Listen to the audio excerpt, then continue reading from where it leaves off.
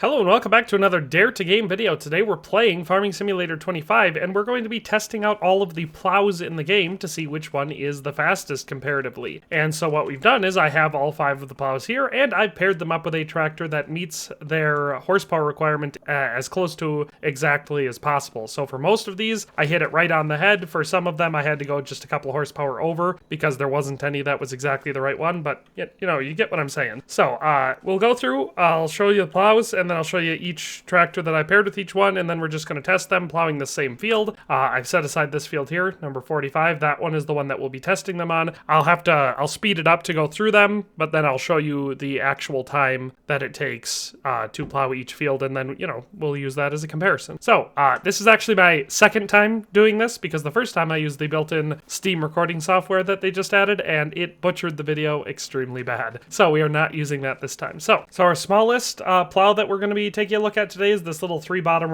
reversible plow. It is a Pottinger Servo 25. That one will be getting pulled by the Zetor Proxima HS90. So this plow requires, I believe, 85 horsepower to pull. This has 88 horsepower for the tractor, so it's just a hair bigger than we need, but it's as close as we could come. Our second biggest plow is this 5-bottom reversible plow. This is the Agromaz POV 5XL, and we'll be pulling that with the 8510. I believe this is a 160 horsepower plow, and the tractor hits that exactly, so that one will be perfect. Then we have an 8-bottom plow. This is the Pottinger Servo T 6000P, and that one will be getting pulled by our Massey Ferguson ZS210, so I believe this is a 210 horsepower plow, and the tractor fits it perfectly. Our next one is a 9-bottom Lemken Titan 18, and that one is getting pulled by the New Holland T7 300. I believe this is 300 horsepower for this plow, and so the tractor hits that one right on the head. And then our largest plow we're going to be testing today is the Kverneland PW 112. It is a 12-bottom plow, and that one will be getting pulled by our Valtra S376. I believe we needed 360 horsepower to pull this one, but there isn't a tractor that hits that right on the head, so this one I believe is 370, so it's just 10 horsepower over. It's something like that. I remember it being 10 more horsepower than the plow needs, but unfortunately for some reason it's not letting me get into the store right now, so I can't actually look at the page where I got all these plows. So with all that being said, we're just going to test them all out on this field and see how long it takes for each one to finish the field. So let's just get to it and start it off with our smallest tractor and smallest plow. And so we're at the field. It's been freshly tilled, so we'll actually be able to have it plowed. I'm going to have AI do every single one of these so that we can keep the test as consistent as possible. So let's just get it started off with our smallest, the little 3-bottom plow.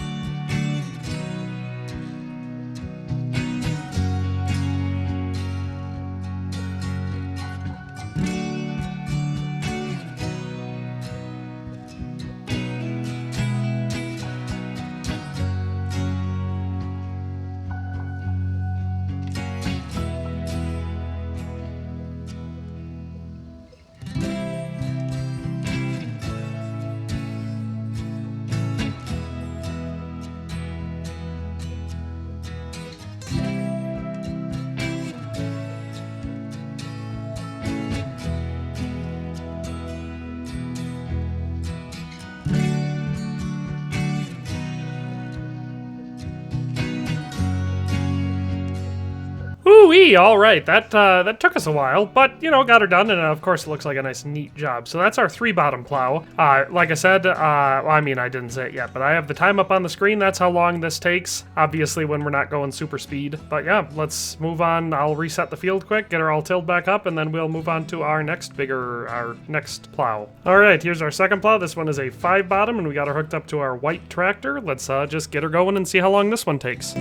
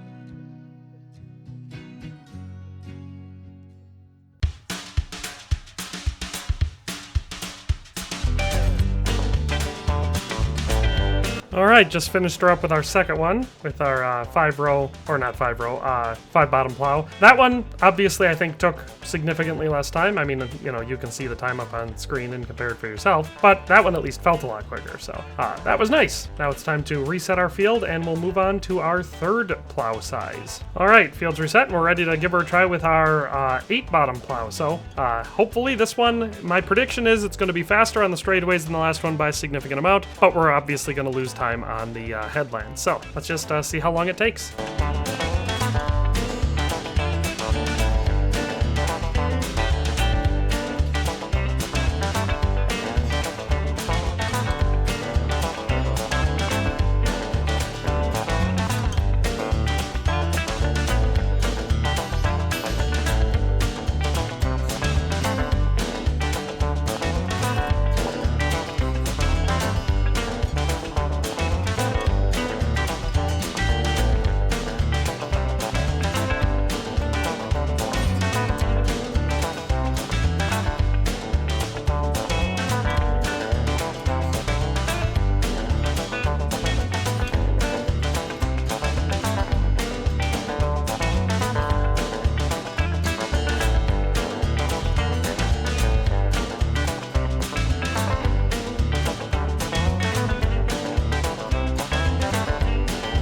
Alright, just finished up with this one, and cringe! The AI missed a teeny little strip right there in the middle. I don't think that'll really affect our time scaling too much, so I'm not going to worry about it all that much. But look at that! Missed some! Guess the AI still is not perfect. But that'll do for our 3rd one. Let's reset the field and get to testing our 4th plow. Okay, field's reset. We got our 9-bottom plow. It's our 2nd biggest one in the game. Time to see what this one does. Again, I'm going to say we're obviously just going to keep improving on how much our straightaways, how fast they go, because we're widening our width, but it's going to take even more time to turn around and come about for the headland. So I do expect it to go a little bit faster though, because this one it's a slightly offset one, so you stay outside of the furrow because it hangs off the left or right side depending which way you've got them turned. But if you're pulling this way, it'll hang off the left side a little bit, so you don't actually drive in the furrow, you drive just on the outside of it. I find that helps make up a significant amount of time when doing a lot of plowing, but let's just see how long it takes.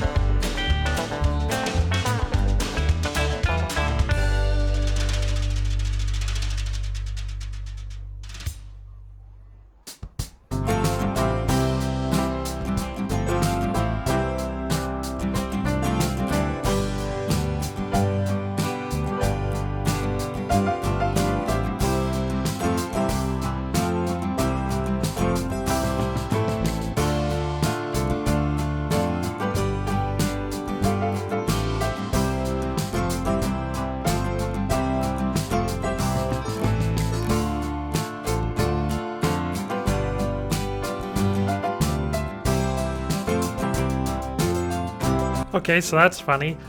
Just got done with this one, and it left that same strip again. I don't know why it did that. Here, let me just plow it. Maybe that'll help. But anyway, so that one didn't take crazy long. Obviously, you can see the time up there, but I feel like it might have gone a little bit faster than the last one. It felt pretty similar. I mean, it is only one bottom larger, but it didn't feel very much shorter, if that makes sense. But anyway, that's our fourth one. Let's move on to our fifth and final, the big boy, and let's see how long that takes. All right, we're moving on to our biggest plow, which is this 12 bottom beast. This thing is insane. Obviously, I feel like the vast majority of people are not going to use this unless they're using it on huge straightaway fields, but we're going to test it on this one, you know, because that's what we've been testing everything else on. So let's just see how fast this one will do it.